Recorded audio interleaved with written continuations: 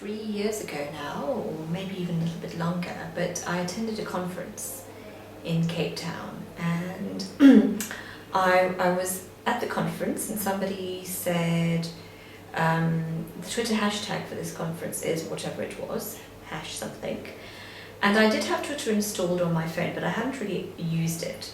But in any case, I put in the hashtag for Twitter into my phone, into the Twitter app, and I did a search, and suddenly I found all these conversations happening around me virtually about the conference. So while I was listening to the particular speaker, there were conversations and tweets and little snippets flying around virtually and were coming to me on my phone, and I started replying and speaking to some people, retweeting things, and suddenly I was in this whole other space and a whole other little world while I was at a physical conference. So that really got me interested in Twitter, because previous to that I hadn't seen what the point of it was. I had set up a Twitter account, I had followed a few people, I hadn't got any followers of any significance, and I thought, well, this isn't really for me, because all it is just sending me things, and I might as well get that through Facebook or email or just going online. But it was only after that conference when I reflected on how I had enjoyed that conference much more than other conferences where I hadn't had that kind of Twitter layer, and that I started to look at Twitter as a tool for my own professional development and increasing my own personal learning network and my professional network. And since then, that has grown, and I now use Twitter strategically, both personally for my own work, but also as part of the communications work that I do for the projects that I'm involved with, and specifically for ROER4D, which is a UCT-hosted project around researching open educational resources for development in the Global South. And because I manage the communication strategy for that project, Twitter is an integral part of that. But that probably wouldn't have happened had I not had such a kind of personal the impact of Twitter was shown to me in such a kind of dramatic way, and that we are now using Twitter as for project purposes as well. Well, I suppose now that we are learning much more fluidly in informal contexts, so we learn when we go online, we push and pull things from YouTube and other open and social media sites such as SlideShare. There's a difference, I think, between the kind of publishing platforms such as SlideShare and YouTube, where you have to go and find information, so you pull information, so you might do a Google search and you get things. And with Twitter, things are pushed at you, because you have access to tweets sent by people that you follow or on subjects that you choose to track. So for me, Twitter is a very kind of serendipitous and fortuitous type of environment, because you kind of set it up with certain pre-built searches. So it might be that you're searching on a particular topic, keywords, or you're following somebody that you admire or whose work you have read. And then whatever they produce in the course of their own work, you can share. You have access to, and is shared with you. So it's pushed to you. You're not having to go and actively seek it. And I think for me, that's a very important part of my personal learning network, that there's push and pull. So that's one aspect of Twitter for my personal learning network, where information that I'm interested in just comes to me, and I can choose to interact with it or not. It just flows.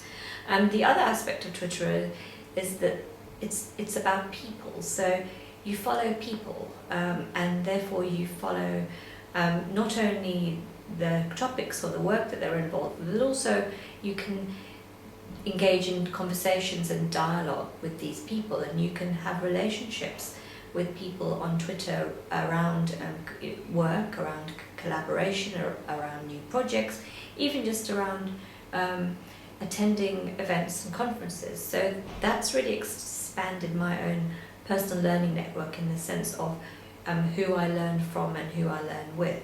And those are often weak ties, so you might just follow people and you sometimes interact with them and say, thank you, that was interesting, or you retweet something. And that can also lead to stronger ties. So for example, you might then set up a face-to-face meeting. So I've actually had meetings with people who I've first met and got to know on Twitter. So that's also another aspect of expanding your own personal learning network through people as well as content. It's obviously a personality thing and a discipline focused thing as well, but I think it's probably true to say that there are many communities out there who are using Twitter to engage with each other, and it's an opportunity really to be part of a conversation. So if as an academic, or if you're in higher education and you want to really reach out and be part of conversations that are happening globally or in disciplinary contexts, you can be a participant, you can be a follower, you can just see what's going on. There's very little opportunity cost in doing that because it doesn't take very much time just to be a follower. If you want to be a more active participant, there's opportunities to engage, to lead, and to participate in interactions that can start on Twitter and then lead elsewhere. So in terms of whether people in higher education should do that, I think it's always worth a try. It can feel quite a daunting task. It can, you might just think, well, I don't have the time to engage in such social networking. I've got really important busy things to do. I've got papers to write. I've got proposals, and I've got grants to apply for. Why would I have? Why should I get involved in this? Well, in a way, people use Twitter for many things, so there isn't really one answer, but it's good to think about how it might benefit you in terms of the work that you're already doing. How might it amplify what you are writing about, what you're researching, what you're teaching about, how it might help you reach out to students, it might help you reach out to other researchers in your field, it might lead to collaboration. Even simple things like if you're going to a conference, for example, and you want to arrive and be prepared and have things already set up, Twitter is a great way of enabling that. Most conferences now have social media activities that happen before the conference, and if you start following the Twitter hashtag, for example, so that's the kind of label that you can plug into Twitter that helps you find people who are talking about that conference, even if you don't follow them personally. So if you follow the Twitter hashtag, for example, you can find out a lot about the informal activities and formal activities that are going on prior to attending a conference, for example.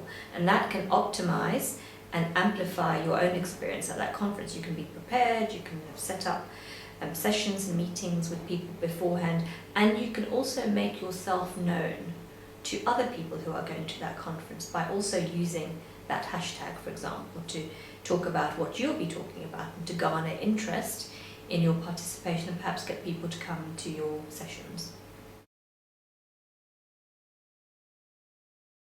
When I talk about weak ties, it really is that these are people that are part of your network, but you may not have actually physically met them, you may not have even interacted with them in a one-to-one dialogue. The weakest tie is really that you follow somebody, so you have said to them by implication, I'm finding what you're saying interesting, therefore I choose to follow you. So that's the weakest tie. And similarly, people who follow you are saying that to you, and so by that you can look at your follower account and think, okay, these are the people in my network, sort of. And at times you may choose to strengthen those ties. So for example, you may be going to a conference, for example, and you think, well, I know that so-and-so is also going, so let me just say to them, I'm going to be at this conference, it would be great to meet you. And then you start strengthening those ties. Or that's a really interesting paper, I've read it, and I think this about it. So you're strengthening some ties over time, and then that might mean that they follow you, you follow them, you've strengthened that tie a little bit. You can follow anybody on Twitter unless they've got something on their account that makes it private, but most people you can follow. So you might not really know until you've followed somebody for a while whether their tweets are of interest or benefit to you. So it's absolutely fine to unfollow people as well after a while if you think that particular person is just sending things that are of no interest to you. For example, I tend to follow people who I've either met briefly, or I'm just read their work, or I'm really interested in what they have to say. But I also unfollow people who I feel maybe are using Twitter in their own context for a different purpose. If I might have expected them to tweet about their kind of professional work, but they tend to use it in a personal capacity, and they tweet about their holidays and so on, and that's absolutely fine, but I just unfollow those people. But in terms of following people strategically, there's no kind of there isn't a disadvantage I can see to following lots of people, because if you then have something like TweetDeck, you can strip out the people who you really want to actively follow, and then other people that you might follow, they might just say really interesting things that aren't directly relevant to you, but often just lead you into other interesting and engaging information or pathways, and you can find out what they're doing.